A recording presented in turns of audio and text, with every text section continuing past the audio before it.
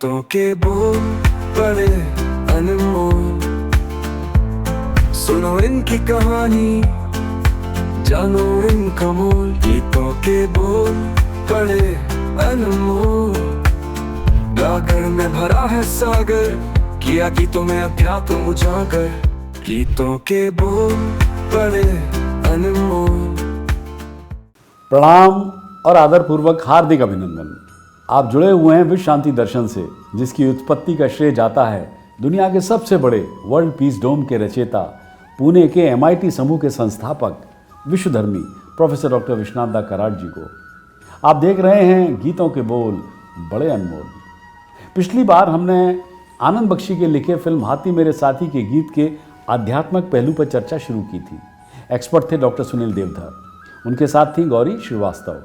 आज उसी संवाद को आगे बढ़ाते हैं और ढूंढते हैं बचे हुए गीत में छिपा हुआ अध्यात्म। आप देख रहे हैं गीतों के बोल बड़े अनमोल। गीतों के बोल बड़े अनमोल। नमस्कार, स्वागत है आपका विश्व शांति दर्शन चैनल पर। आप देख रहे हैं गीतों के बोल बड़े अनमोल। थॉमस अल्वा एडिसन ने कहा था, there is no substitute for hard work. हमारा आज का गीत भी कुछ इसी सोच को बार बार दर्शाता है। हमारा आज का गीत है, दुनिया में रहना है तो काम कर प्यारे। यह गीत मूवी हाथी मेरे साथी से है, जो 1971 में रिलीज हुई थी। हमारे साथ आज एक बार फिर मौजूद हैं डॉक्टर सुनील देवधर जी। नमस्ते सुनील जी। नमस्कार। आप सब जानते हैं, सुनील जी की पुस्तक बड़े अनमोल गीतों के बोल पर हमारा आज का प्रोग्राम आधारित है। स्वागत है आपका विश्व शांति दर्शन चैनल पर। जी धन्यवाद आपका। चलिए सुनते हैं इस गीत की पंक्तियां। एक दिन तेरे मेरे ख्वाब होंगे पूरे,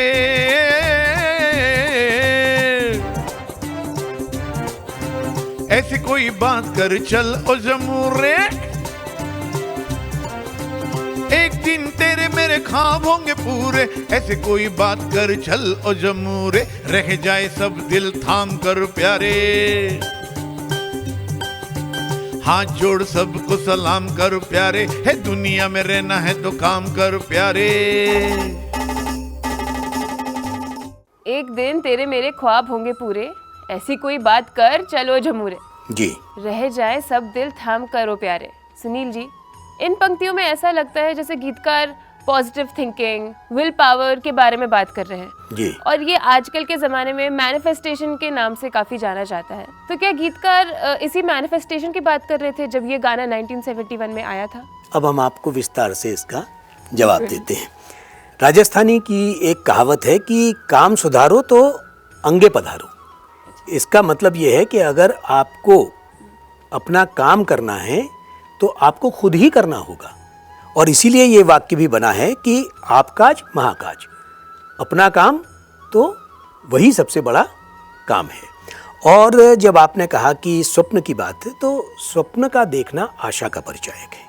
और जब आप उस स्वप्न की पूर्ति के लिए कुछ काम करते हैं तो फिर वो पूरा हो जाता है। और इसलिए संस्कृत का भी एक वाक्य आता है कि स्वे स्वे कर्मण्यभिरतः समसिद्धिम लभते नरः। जो अपने कर्म पालन में तत्पर है उसे ही सिद्धि मिलती है। ये इतना महत्वपूर्ण वाक्य है। स्वे स्वे कर्मण्यभिरतः समसिद्धि लभते नरः। अपने काम में तत्पर होने के बाद ही आप उस फल को, आप उस सिद्धि को प्राप्त कर सकते हैं। यही बात मुख्य रूप से गीतकार भी कहना चाहता है। थोड़ा सा और सिंप्लीफाई करके बताइए। अब हम उदाहरण दे देते हैं। हाँ। कि किस तरह से निष्ठा और किस तरह से अपने काम के प्रति लक्ष्य करने के बाद में साधारण से साधारण आदमी बड़ा हो सकता है। एकलव्य को किसी ने सिखाया नहीं था। एकलव्य की धनुर्विद्या जो है वो उसने अपनी मेहनत से सीखी थी। लाल बहादुर शास्त्री एकदम विपन्न थे, एकदम निर्धन थे, एकदम गरीब थे, लेकिन उन्होंने अपने काम के प्रति, अपने लक्ष्य के प्रति एक निष्ठा रखी, इसलिए वो प्रधानमंत्री पद तक पहुंचे। लिंकन की स्टोरी आप सबको पता है। तो ये सब एक सकारात्मक काम करके ही वहाँ तक पहुँचे हैं। फिर तो हमारे राष्ट्रपति APJ अब्दुल कलाम, तो कार्यनिष्ठा ही उनको उस जगह तक ले गई है। जी। क्योंकि आजकल के ज़माने में काफ़ी लोग मैनिफेस्टेशन के नाम पे सिर्फ सोचते रहते हैं कि मैं अच्छा सोचूंगा तो मेरे साथ अच्छा होगा, पर उसके साथ साथ काम करना भी बहुत ज़रूरी होता है। बहुत लोग ये सोच हमें बहुत अच्छी बात आपने कही, हमें याद आ गया कि सिर्फ सोचने से काम नहीं होते और 3 चीज़ें होती हैं। और इसके लिए प्रसाद ने अपनी कामायनी में एक बात कही है कि ज्ञान दूर कुछ क्रिया भिन्न है, इच्छा क्यों हो पूरी मन की। यानी कि इच्छा, क्रिया और ज्ञान। क्रिया यानी काम, इच्छा डिजायर, और इसके बाद में फिर जो है वो ज्ञान, उसको कैसे पूरा किया जाए। तो ज्ञान दूर कुछ क्रिया भिन्न है, इच्छा क्यों हो पूरी मन की, एक दूसरे से न मिल सके ये विडंबना है जीवन की। तो जो बात आपने कही है तो उसकी पूर्ति कैसे होगी? इन तीनों का समन्वय जब होगा तब उसकी पूर्ति होगी। जी बिल्कुल। Thank you Sunil ji. चलिए आगे का गाना सुनते हैं। चल ऊपर वाले को याद कर, तांगे में लगे जैसे घोड़ी चली जाए,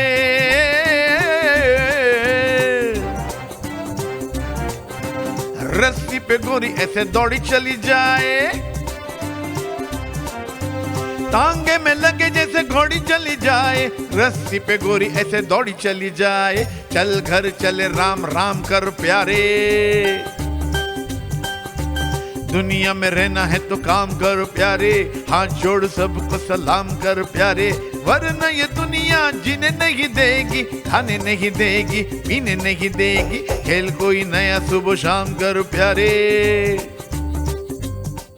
सुनील जी, अभी हमने जो गाना सुना इसका क्या मतलब है? इसमें कुछ अध्यात्म छिपा है क्या? संतुलन की बात तो बहुत बड़ी की है। आप जब उस रस्सी पर किसी छोटी सी बालिका को संतुलन बनाकर देखते हैं चलते हुए, तो वो कोई बड़ी जिम्नास्ट तो नहीं है, लेकिन संतुलन का एक संदेश वो हमें देती है। और जैसे आपने कहा कि टांगे की घोड़ी वाली जो बात है, तो असल में क्या है कि घोड़े की जो आँख है ना, वो आप देखो कि बाहर निकली होती है घोड़े की आँख थोड़ी सी, और उसका जो दृष्टि क्षेत्र है वो 180 डिग्री का होता है। इसलिए घोड़े को वो पट्टी लगाई जाती है ताकि वो फोकस हो सके, और उस पट्टी लगाने से जो है वो उसका जो दृष्टि क्षेत्र होता है वो 30 डिग्री तक आ जाता है, और इसलिए फिर वो सीधा देखता है, इसलिए बीच में वो बिदकता नहीं, ये बात होती है। और इसलिए कहीं ना कहीं आपने देखा होगा कि जीवन में कहीं ना कहीं लक्ष्य को फोकस करना पड़ता है, और उसी फोकस की बात है, कहीं ना कहीं संतुलन करना पड़ता है। तो जो उदाहरण रस्सी पर चलने का दिया है वो भी कि साधारण से साधारण आदमी भी उस संतुलन को बना सकता है, क्योंकि हमने कहा ना कि वो कोई बहुत बड़ी जिम्नास्ट नहीं है। लेकिन आपने देखा होगा सड़क के ही किनारे एक वो ढोलक पर बजाते हैं रिदम, और उस पर एक बांस का सहारा, एक बम्बू लेकर एक लड़की, वो 8 साल की भी हो सकती है, वो 7 साल की भी हो सकती है, और वो चलती है। और जो घोड़ी वाली बात है तो वो हमने आपको बताया कि वो क्यों लगाया जाता है। तो संतुलन आवश्यक है और फोकस, लक्ष्य केंद्रित करना दोनों आवश्यक है। बहुत अच्छा लाइफ लेसन ये है जी। हम सब के लिए। बहुत अच्छे से समझाया आपने सुनील जी, थैंक यू। धन्यवाद। आप सब भी focus on your goals, work hard and think positive, manifest the life you want. फिर मिलेंगे, आप देखते रहिए गीतों के बोल बड़े अनमोल। Welcome back. कहानी चल रही है गीतकार आनंद बख्शी के लिखे हुए गीतों की। बख्शी गीत लेखन के लिए गीत को फिल्म की कहानी और दृश्य तत्वों से जोड़कर काम किया करते थे, यानी जो विजुअल एलिमेंट्स थे। वे गीत लिखते समय ये कल्पना करते थे कि गीत को स्क्रीन पर कैसे पिक्चराइज किया जाएगा, कैसे चित्रित किया जाएगा, ताकि दर्शकों के लिए सुलभ और सरल भाषा का लक्ष्य रखा जा सके उनके गीतों में। इस दृष्टिकोण ने उन्हें अपने गीतों के माध्यम से फिल्म की कथा और उसके भावनात्मक प्रभाव को बेहतर ढंग से व्यक्त करने की अनुमति दी। आगे बढ़ने से पहले एक छोटा सा ट्रिविया। तनुजा की बेटी काजोल, जो 1971 में एक छोटी बच्ची थी, उन्होंने हाथी मेरे साथे फिल्म देखने के बाद कई दिनों तक अपनी मां से बातचीत नहीं की थी। क्यों? क्योंकि उन्होंने फिल्म में राजेश खन्ना के पसंदीदा हाथी की मौत के लिए तनुजा को जिम्मेदार ठहराया था। एक बच्ची का मासूम दिल था। तो अब चर्चा करते हैं आनंद बख्शी के लिखे गीतों पर। 1970 में एक फिल्म रिलीज हुई थी, नाम था इश्क पर जोर नहीं। आनंद बख्शी ने इसके सभी गाने लिखे थे। वैसे तो हर गाना बेहद लोकप्रिय हुआ, लेकिन रफ़ी द्वारा गाना जो गाया था, एक ख़ास गीत, was the icing on the cake. गीत था महबूबा तेरी तस्वीर किस तरह मैं बनाऊं। इसे संगीत से संवारा था एस डी बर्मन ने। इस सम्मोहक गाने में आनंद बख्शी ने लिखा है, तारे, मौजें, रुत और जाम, नगमे, पैमाने, बुत और फूल, सब तेरे कदमों की खाक, सब तेरी राहों की धूल। है ना बेहतरीन लिरिक्स? सुनते हैं। महबूबा तेरी तस्वीर किस तरह मैं बनाऊं, तारे, मौजे, रुत और जाम, नगमे, पैमाने, बुत और फूल, सब तेरी राहों की खाक, सब तेरे कदमों की धूल। आनंद बख्शी की शानदार काव्यात्मक कल्पना को और पुख्ता करने के लिए एक और उदाहरण है 1963 की फिल्म फूल बने अंगारे का एक चलती हुई कार का गीत, जिसमें कार के पीछे परिदृश्य चलता है। उस जमाने में इसी किस्म से शूटिंग होती थी। ये तब है जब नायक राजकुमार नायिका माला सिन्हा की सुंदरता की प्रशंसा करते हैं। चांद आहें भरेगा, फूल दिल थाम लेंगे, हुस्न की बात चली तो सब तेरा नाम लेंगे। आँखें नाजुक सी कलियां, बात मिस्री की डलियां, होठ गंगा के साहिल, जुल्फ़े जन्नत की गलियां। देखा ना, गीत आपको विश्वास दिलाता है कि नायिका बहुत खूबसूरत है। ऐसा नहीं है कि माला सिन्हा खूबसूरत नहीं थी, लेकिन गीत किसी की धारणा पर मनोवैज्ञानिक प्रभाव डालता है। बहुत से लोग हिंदुस्तानी कविता शैली जो हिंदी और उर्दू का मिश्रण है उससे परिचित नहीं हैं और उन्हें ये एक एग्जेजरेटेड डिस्क्रिप्शन सा लगता है कि इतनी ज़्यादा तारीफ कैसे हो सकती है। लेकिन ये नॉर्थ इंडिया में रोमांटिक कविता का सार है, जो अरबी, फारसी, उर्दू और हिंदी कविता की संतान है। एक प्रेमी के लिए अपनी प्रेमिका की सुंदरता का वर्णन करते हुए सबसे शानदार रूपों में कविताएं बनाने में सक्षम होना उसके प्यार के लिए श्रद्धा का ये उच्चतम रूप था। इस गीत के पार्श्व गायक थे मुकेश और कल्याण जी आनंदी ने इसे संगीतबद्ध किया था। हालांकि आनंद बख्शी ने अपनी स्कूली शिक्षा पूरी नहीं की थी, लेकिन उर्दू और हिंदी पर उनकी ज़बरदस्त पकड़ थी और वे व्याकरण के नियमों का पालन भी करते थे। बख्शी व्याकरण की दृष्टि से जटिल लेकिन सही। उनकी एक पंक्ति का मैं उदाहरण देता हूँ जो उन्होंने 1968 की फिल्म राजा और रंग के लिए लिखी थी। वो किस्मत वाले होते हैं जिनके माँ होती है। उन्होंने ये नहीं लिखा था कि जिनको माँ होती है या जिनकी माँ होती है, जो आज की बिगड़ी हुई हिंदी का उदाहरण है। उन्होंने सही ढंग से लिखा जिनके माँ होती है, ये लिखा था के। उदाहरण के लिए रविंद्रनाथ टैगोर की दाढ़ी थी, ये करेक्ट है। टैगोर की या टैगोर को दाढ़ी थी, गलत होगा। सौम्य और बेहद धैर्यवान आनंद बख्शी को मराठी बोलने और जानने वाली लता जी को यह कहलवाने के लिए राजी करना पड़ा कि वो किस्मत वाले होते हैं जिनके माँ होती है। तू कितनी अच्छी है, तू कितनी भोली है, प्यारी प्यारी है, ओ माँ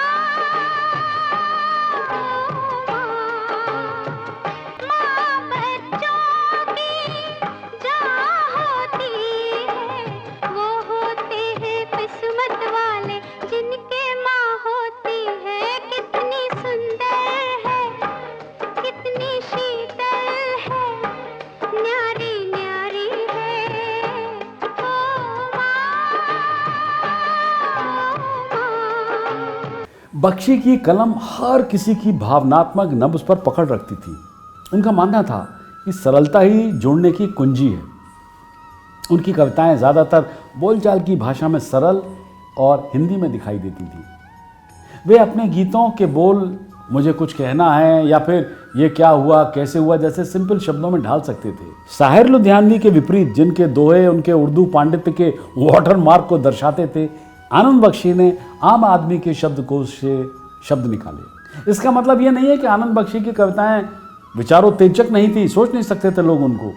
वे गीतों के अंतरे में फलसफे की बात तभी करते थे जब उन्हें ये यकीन हो जाता था कि वे मुखड़े में श्रोताओं से जुड़ चुके हैं। आनंद बख्शी का मानना था कि एक फिल्म के गीतकार को किसी भी स्थिति के लिए लिखने में सक्षम होना चाहिए।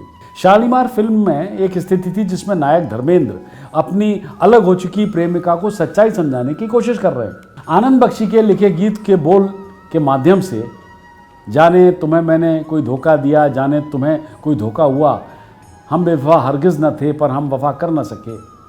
आइए देखते हैं, सुनते हैं ये लाइनें क्या थी। जाने तुम्हें मैंने कोई धोखा दिया, जाने तुम्हें कोई धोखा हुआ, इस प्यार में सच झूठ का तुम फैसला कर ना सके।